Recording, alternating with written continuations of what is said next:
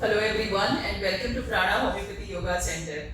So in continuation with our health talks with different doctors of different specialities, we have with us today Dr. Shrikant Talari. Welcome sir. Dr. Shrikant Talari is a renowned homeopath who is practicing cancer and homeopathy as a specialty and has been practicing this for the last more than 12 years. So coming to our topic, today we are going to discuss more about breast cancer. So Dr. Shrikant, we have been seeing lately there is a lot of incidents of breast cancer happening, especially in women of newer generation. Why do you think this is so? See, the causes for cancers are every cancer has two factors as its cause. First is intrinsic factors, factors which have to do with ourselves, like genetic factors or the predisposing factors because someone in your family has this illness. And the second factor is extrinsic factors like your lifestyle, what you eat, how you exercise, how much you sleep well. If you are disturbing your lifestyle, if you are taking too much stress, all this will add on to a genetic predisposition that is already there. So if you already have a genetic predisposition and on top of it, if you are not having a good lifestyle, then the cancer incidence increases. That is why most of our women today do not have a very good lifestyle. That is what is leading to so many cases of breast cancer. And what are the usual symptoms that a woman faces in breast cancer, or how can a woman understand before coming to a doctor also that this might be the symptoms of cancer and I should go and visit the doctor? So in breast cancer, because it is related to breast, there are certain symptoms that you can always observe. The first thing is you will find a lump or swelling in your breast, which may or may not be painful. The second thing is an ulcer or a wound that you can see. It generally starts with a redness on the skin, which looks like small dots. You may relate it to the orange peel, where you can see the redness instead of the orange, but the small dots that are very similar to the orange peel. That is the second symptom. And thirdly, you can see a discharge from the nipple area, which can be bloody discharge or some offensive discharge. And fourth symptom is some swelling in the axilla or pain in the axilla. So these are the four main symptoms that you can see.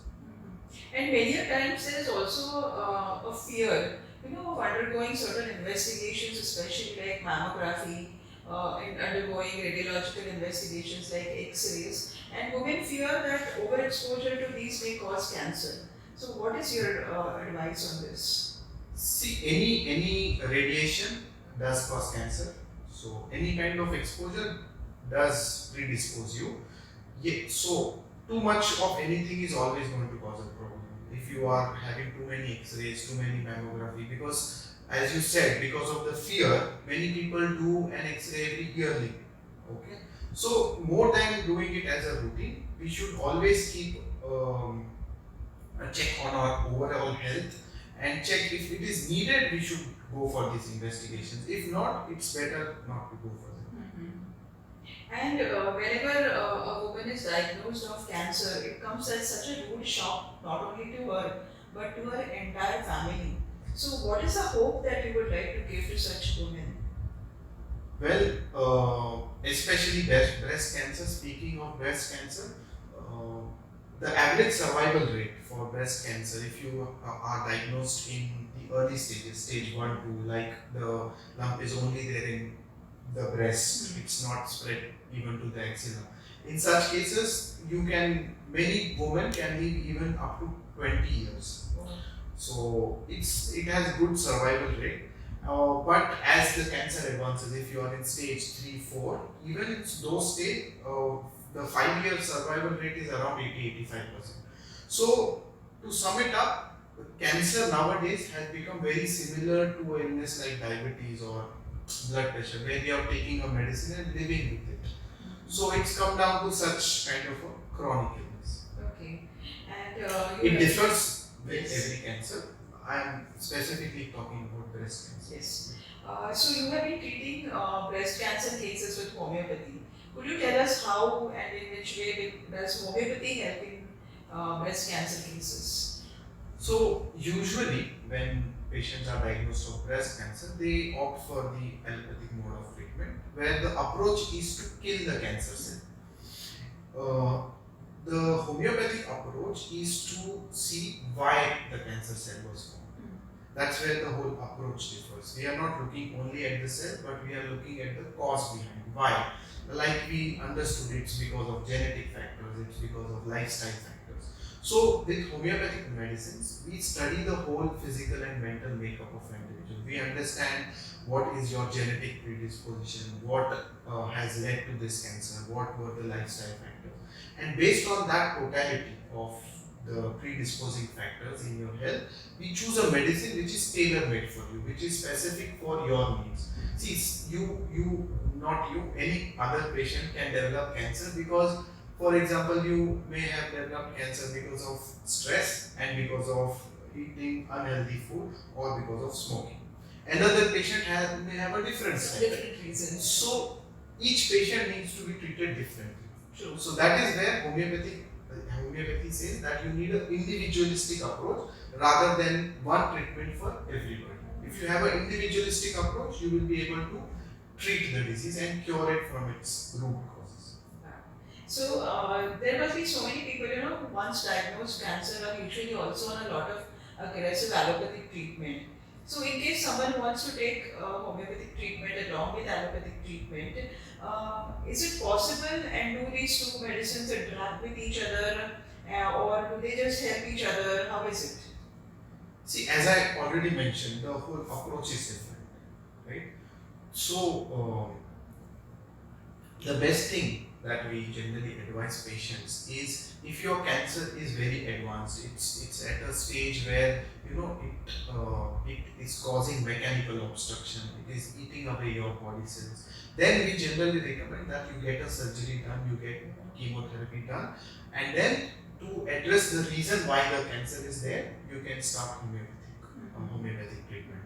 But if it is in a very initial stage, then we generally advise to take only homeopathic treatment, because if you treat it from the beginning, from its cause, the recurrence of the cancer and the spread of the cancer can be limited.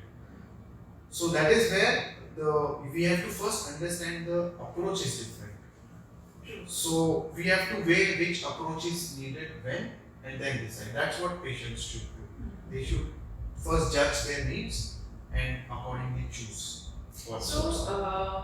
what we are trying to understand is homeopathy does cure cancer, breast cancer. Yes. So can you Cure, tell us? cure means generally patients feel it's gone from its root. I would just modify the way the word cure and say it treats holistically a patient with breast cancer and prevents its relapse and stops the spread. That's where homeopathic role is, where the allopathic role is to just destroy the cells that are already there. Could you, from your experience and from your practice, could you enumerate a case for us where you have treated breast cancer? See, I have treated a few cases of breast cancer. Most of the patients that come to us are last stage. Very few patients are patients who choose only homeopathy exclusively. So we are working together with the allopathic medicine. So they were all palliative cases, and definitely homeopathy has a role to relieve their sufferings. I remember a case of a woman having a very huge ulcer. It started from the left breast and then it started happening on the right breast, very huge, where she had a lot of cough and pain. She couldn't even breathe. She was suffering a lot. With the homeopathic medicines, we could relieve her cough, we could relieve the pain, she could eat, she could walk about, she could live a less painful life. We And could better reduce quality of life. better quality, we could reduce her suffering. But as I said, it was a very advanced case, so our role mainly was to palliate her sufferings and give her good quality of life.